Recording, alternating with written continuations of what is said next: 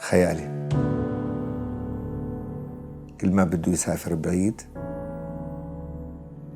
يشوف صور كنت أقمعه، وإذا تركت له العنان ممكن كان يوصل في الانفصام. والله كنت بخاف منه جدا.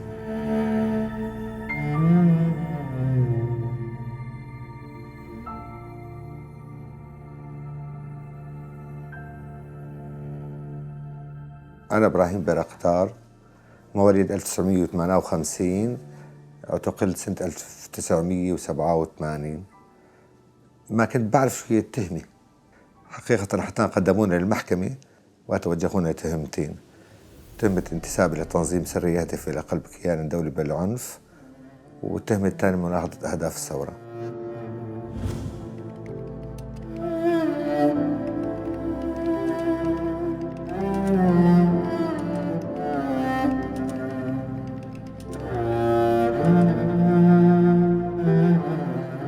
النظام بعد ما تخلص من الإخوان المسلمين تفرغ بعد لكل الأحزاب أو كل المنظمات أو حتى لكل الأشخاص اللي ممكن يحكوا عن الحرية، اللي ممكن يحكوا عن اقتصاد البلد وين عم يروح، موارد البلد. وكان ما يترك أي منفذ، سواء كان يساري يميني، شو ما كان اتجاهه كان حقيقة يعتقله.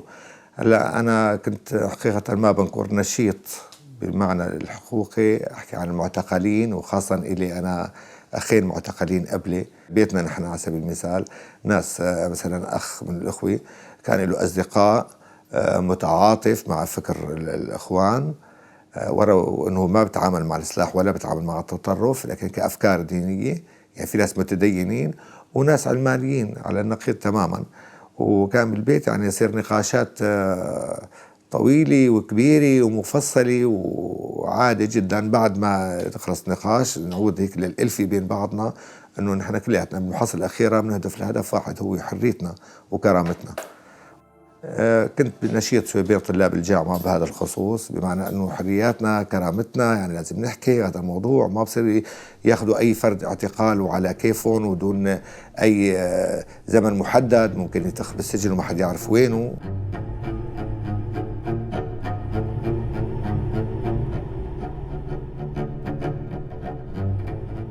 أنا كنت بالقرية بتير معلي شمالي حمص. اجت سيارات ودوريات من الأمن العسكري، حقيقة حاوطت وحاصرت كل الشوارع المؤدية لبيتنا، وناس طلعوا على السطوح البنايات بحيث ما حد يمر من هنا وما يترك حد يمر. عندنا نحن بيتين بالضيعة. نزلوا أول شيء على البيت اللي ما كنت أنا فيه، نزلوا عند أبوي، سألوه هيك بعض الأسئلة هيك باستهزاء وبسخرية، إنه مين أولادك؟ وقال لهم إنه عندي الحسن. قالوا وينه؟ قال لهم عندكم بالسجن. قالوا الثاني، قال لهم بالسعودية. الثالث قال لهم عندكم كمان بالسجن. الرابع إبراهيم. قالوا أيوة، وين إبراهيم؟ قال لهم بالبيت. قالوا خدنا لعنده. كنت نايم أنا وزوجتي ولا عم يدق الباب، كان الدورية ضابط معه. فاتوا فتشوا البيت وصاروا يعني نوع من التهكم والضحك. شافوا بعض الكتب هيك الثقافية الموجودة عندي، يقولوا له لأبوي شايف هذا الكتاب مثلا صورة فرضا لينين، هذا معلم ابنك، هذا كذا هذا كذا. طبعا في عندك كتب كثير إسلامية وغير إسلامية موجود بالمكتبة كلها. فتشوا عن أدبيات أو غيرها مثلا بتمس هذا الحزب، ما في شيء. حاوطوا من هون ومن هون وسيارات وهالرهاب. أنا يعني بتذكر هيك عيون إخواتي موجودين، أبوي أمي زوجتي. كان وضع كتير صعب، يعني تحس أنت يعني عايز يساوي أي شيء، وهن كان الوضع كتير مؤلم حقيقة. حاولت إنه عادي ما في شيء، وإنه أنا ما علي شيء، يعني هيك بسخاء وأنا عم أمشي، لكن من جوا كنت عم أتمزح حقيقة.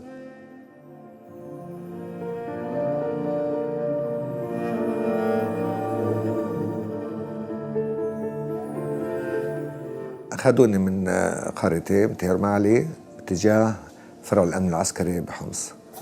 هنيك بقيت شي حوالي 12 نهار 13 يوم، وكان تعذيب وحشي جدا جدا. بعد 13 يوم نقلونا في ميكرو على فرع فلسطين. حتى الطريق من حمص إلى دمشق كان مرعب.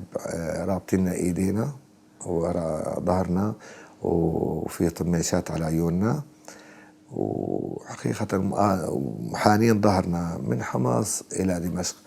لمرة أنا حسيت إنه ظهري رح ينقسم. حكيت قلت إنه طيب خلينا نرفع ظهرنا شوي بس.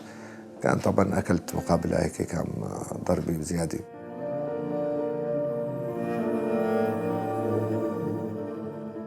الأصوات اللي تسمعيها وأنت فايتة بالفرع كان مرعبة جدا جدا. يعني نفسيا أنت تقارب الانهيار من خلال سماع الأصوات الموجودة في فرع فلسطين. فرع فلسطين هنيك كانت المجازر.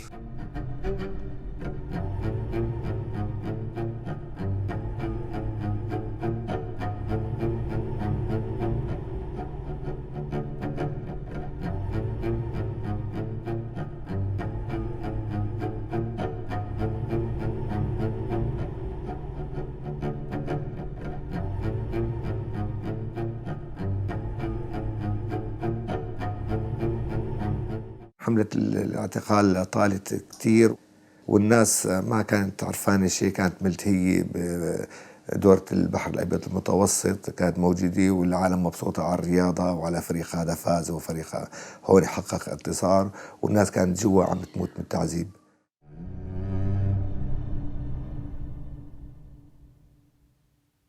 يعني أهم شيء إنه يكون واحد بالمعتقل وما حدا عم يفكر فيه برا. هي الحالة يعني تحسيها يعني إلى تأثير كتير كتير سلبي.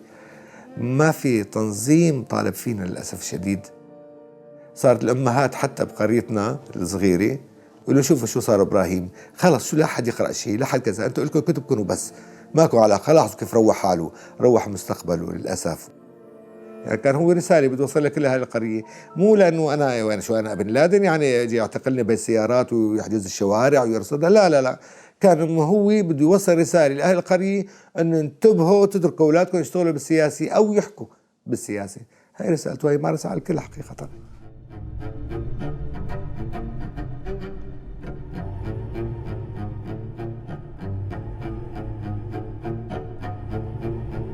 حاول جاهدين انه انا في عندي انتساب الى حزب العمل الشيوعي. انا اصريت على اني صديق يعني بقرا جريده، بتعامل مع عناصر هذا الحزب، وخاصه لي اخ انا كان هو اعضاء المكتب السياسي للحزب، وكان فقط انه واحد قايل انه انا ابراهيم اعطيني جريده الرايه الحمراء.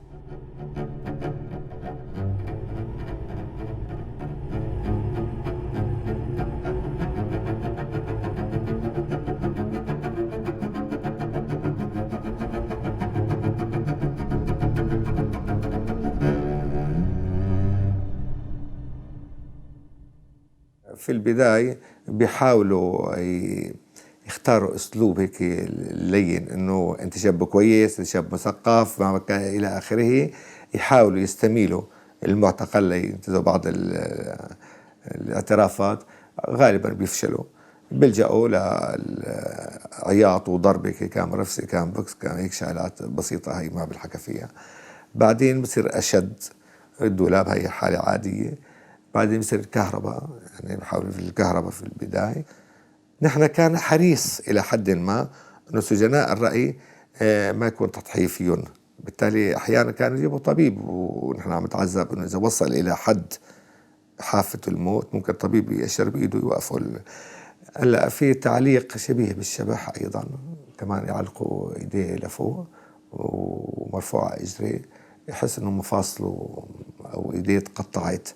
هلا بعض الشباب كان شديد جدا التعليق عندهم، لدرجة إنه من التعليق ومن الكرسي الأمان اللي تعرضوا له كان يصير شلل، يعني مثل 3 أشهر 4 أشهر حتى يصير يتعافى قليلا قليلا.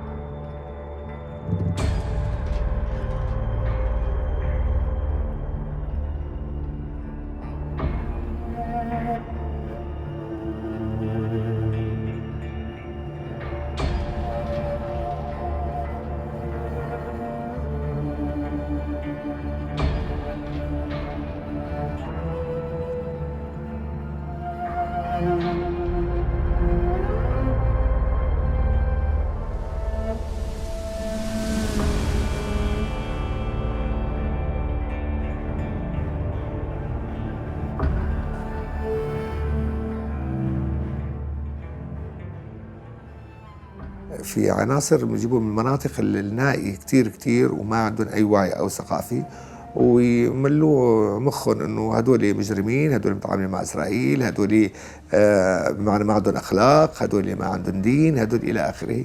فكانوا يعملوا زخم بمخه انه يمارس سادية بطريقة عجيبة جدا. وبالمناسبة يعني كانوا اللي عم يعذبوا من طوائف مختلفة، يعني مو من طائفة واحدة.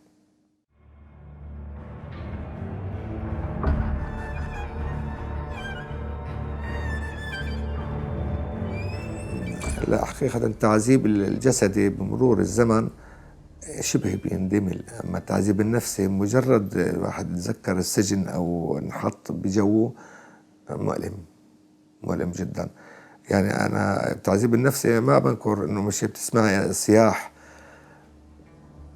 فتاة ضمن السجن، هذا كان بيمزق أكثر من أي تعذيب، كان موت. بجوز يكون يعني تخيلي أمك أختك، يعني كان وضع كثير صعب، هذا مؤلم جدا. ويبدو في شيء مقصود يسمعونا أصوات نساء عم تعذب مشان يأثروا على معنوياتنا أكثر، يزيدوا الضغط النفسي علينا. ما اسمها حياة، ما أنا حياة، كانت حياة أقبي وظلم وقهر وموت. ما أنا حياة.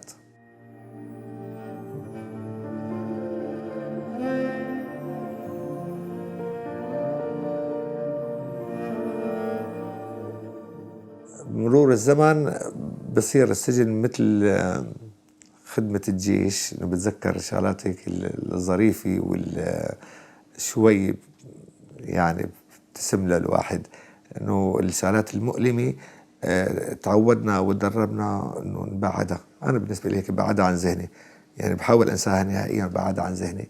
في مصطلح هيك بسيط بتداولوه بقولوا استحبس، بعد بدي من زمان بقولوا استحبس، بمعنى صارت حياته كلها ضمن السجن، ضمن تفصيلات صغيرة كلها هي صارت السجن. يعني كان أصعب يومين مروا بالشهر يعني بالسجن بعد ما فتحونا زيارتنا هو يوم الزيارة واليوم اللي بعده، لأنه هدول يخلوني إلي علاقة برا بالحياة، فكان هدول أصعب يومين. بعدها يعني كان يعني أهم شيء هو الوقت بالسجن، كان يملي الواحد بطريقة يعني يستفيد من وجوده بالسجن. حقيقة حاولنا قدر الإمكان أنه نتكئ على ملء وقت الفراغ أشياء مفيدة كاللغة، شغلات الموسيقى ببدايتها وعلى أجهزة بدائية من صحاحير باذنجان والبندورة. تعبان جاي المساء عشتاي ليك الرفاق، لفي بحزمة حطب ما بنسى بلي خفاق، عطشان شوف القريب بروي من كفاك، مجروح ريت الجريح وردات جورية. تمليت الوقت بخلينا ننسى اللي برا. ما بتوقع الشباب اللي كان يفكر كثير برا، هذا يعني بيكون وضعه كثير نفسي سيء جدا. يعني فرضا شاف أمه الواحد بزيارة، بضل لمدة يومين حد أدنى يومين هو أمه كيف عم صر الأجنحة وصير ملايكي وهي عم ترفرف حواليه. بتمر أيام حتى الأم بغيب الواحد. أنا غيب اللي بحبهم مشان ما أتعذب، وأرجع على القراءة، أرجع على الموسيقى، أرجع على أي شيء من اللي وقتي فيه.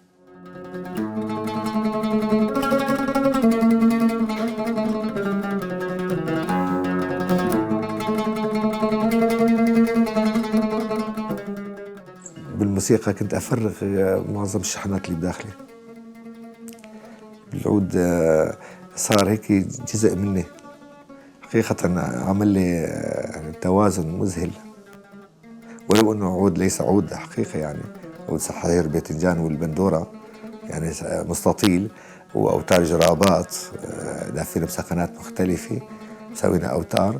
لكن كان يطلع نغمات توصل لمسافة متر أو مترين، كتير كان يفرق.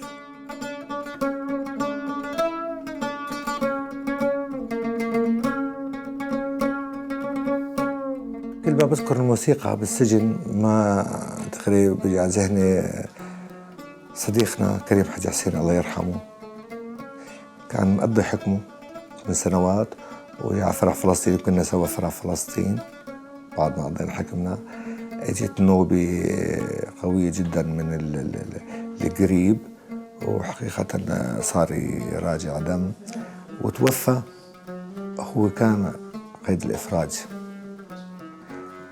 لأنه كان بيعزف بشكل جميل جدا جدا، كان من أصدقائنا اللي تعلمنا سوا بالسجن. لذلك كل ما بذكر كلمة موسيقى بالسجن ما بروح عن ذهني أبدا.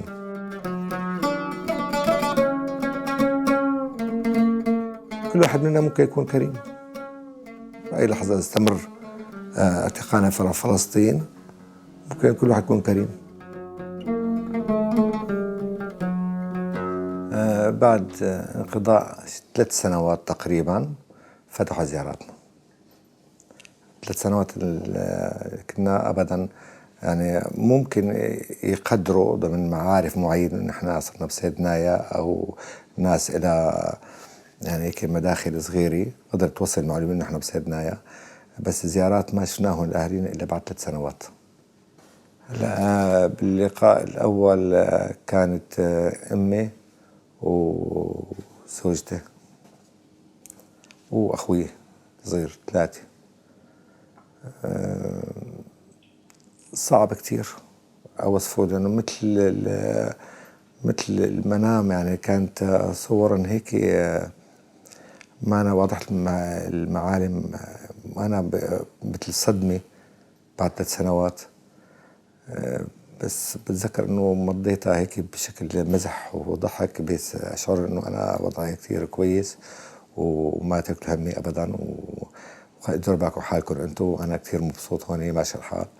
لكن اعيش يومين عذاب حقيقه بعد زيارتهم، لانه احس حالي انا صار جزء مني برات السجن. نبي ما ارجع حالي على السجن هيك ومن جديد، كنت اتعذب مليح.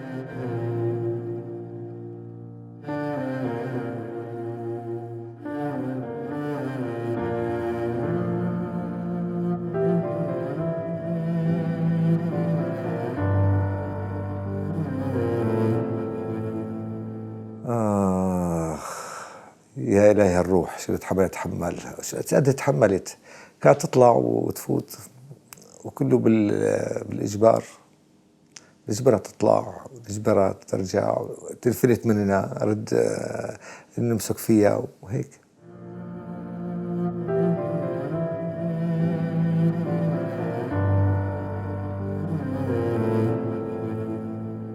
صارت مطالبة هيك للنظام السوري وقت أنه محاكمة الموجودين داخل المعتقلات، وهو مشان يبين للأوروبيين أنه هو عم يخطو خطوات إلى الأمام باتجاه حقوق الإنسان بعمل محاكمات، لكن محاكمات للأسف شديد شكلية جدا وصورية، يعني ما في أي شيء يعني بعمق كمحكمة. يعني أنا بتذكر دمت كان فايز النوري هو رئيس محكمة أمن الدولة العليا ومع بعض الضباط، وقتها قال لي وجهنا لك تهمتين: تهمة الانتساب إلى تنظيم سري يهدف إلى قلب كيان الدولة بالعنف، وهي سقطت عنك، ما عندك تنظيم. التهمة الثانية مناهضة أهداف الثورة. أنا وقفت قدام فايز نوري وبالقفاص قلت له يعني شو بتقصد مناهضة أهداف الثورة؟ قال لي يعني ضد الوحدة والحرية والاشتراكية. طبعا أنا ما سكت، قلت له يعني أنا ما بحب العرب يتوحدوا أو بحب السجون. قال لي حرفيا ولا رجع لورا. هاي كانت المحكمة، الأمن بياخذ قرار فيها، وحكمها أيضا مفتوح يعني من نهار للإعدام. يعني أي مواطن كان ممكن يجي ويحطه بهي التهمة وما فيك ترديه خلص. بعد ما طلع قرار المحكمة صرنا نحن بنعرف ايمت اي نهار بدهم ياخذونا من سجن سيدنايا يرجعونا على الفرع اللي حطنا ايداع بالسجن. لا، ب 17/4/96 نادوا اسمي. رغم كنت أنا شبه يائس إنه أطلع، لأنه قبل بأسبوعين كان في زيارة من فرع فلسطين لزوجتي، وبقول لها ضابط بفرع فلسطين اسمه محسن هلال، بقول لها بتشوفي نجوم الظهر وما بتشوفي زوجك. حقيقة يئست أنا يعني من موضوع الإفراج، بس قلت يعني سقفة بنموت.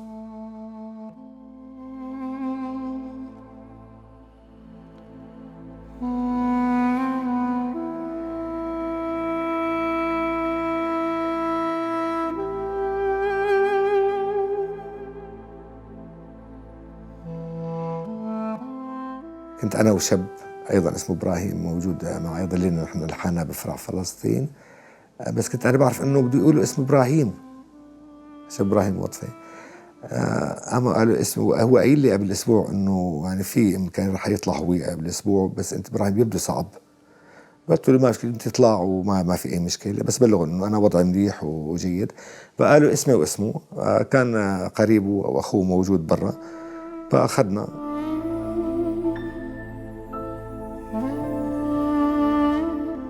فيك تحسيني أنا كنت كائن هلامي، عم أتسلق على غصن شجرة هون، عم أمشي بالشارع هون. كان وضع ما أكيد ما متوازن أكيد، لكن أنا ما فيني أقول، الآخرين لازم يكونوا بيعرفوا إنه هذا ما وضع مو طبيعي أكيد، وهو حقيقة هيك مو سهل أبدا. يعني هالفترة الطويلة جدا ما لمستي ورق شجر، ما ارتكيتي على غصن، ما مشيتي بشارع.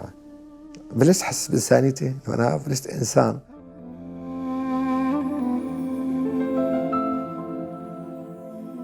هل صحيح أنا خارج السجن؟ أنا صحيح في الشارع يعني أنا بني آدم بساتني أنا إبراهيم، أنا ما هو يعني، ولا هذا أنا منام يعني كان إحساس كتير صعب هيك، لحتى أتأكد أن فعلا طلعت. كان صعب كتير. حلوة إن شاء الله ما حضل بالسجن. كنت أنتظر عاد مشان عودتي على حمص. أهلي كانوا عم ينتظروني، عرفوا أني طلعت، حكيت معهم بالهاتف. أخوي استقبلني ضمن المدينة وأخذني على الضيعة. معظم أهل الضيعة عم ينتظروني قدام باب الدار. كان في نساء، في رجال، صبايا، شباب. أنا عم قبل الكل، عرف إنه في عنا عادات بالضيعة ما بصير الواحد يقبل البنات أو شيء من هيك. أنا ما كل العالم حسوا هذا جزء مني. ماسكت هيك منيح إني ما أبكي، لكن بعدين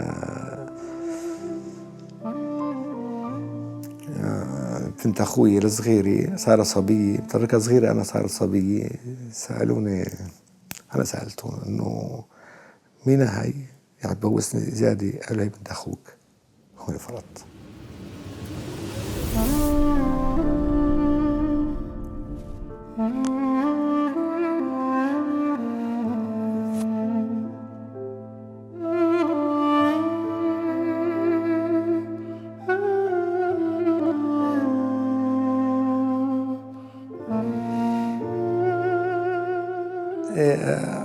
بعد كل أهل القرية حقيقة كلهم اجوا هيك يعني سلموا علي، وحسيت انه لسه أنا في خير بالناس، يعني ما انكفئت او انه ما او خافت انه يجي يسلم علي. حقيقة يعني حسيت هيك بإنسانيتي فعلا بوجودهم كلهم.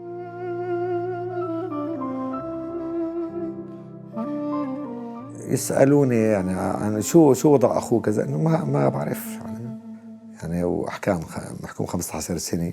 أنا التقيت فيه مرة واحدة في فرع فلسطين بالتحقيق، لأنه قايل إنه أنا أخوي فرج أعطاني الجريدة وأنا أعطيتها لهذا الشاب. التقيت فيه، بين لي إنه هيك إنه يعني معناه هو تمام وضعه إلى آخره، وأنا بينت له إنه أنا كتير وضعي كويس، إنه مش ما يحزن علي أو يتأثر على وضعي. شفت لمدة دقيقة أو دقيقتين فقط بالتحقيق، وراحت وغاب الفترة. بعد 6 سنوات شفته عاد من جديد في صيدنايا، وقعدنا بنفس الغرفة نفس المهجع لمدة 3 سنوات.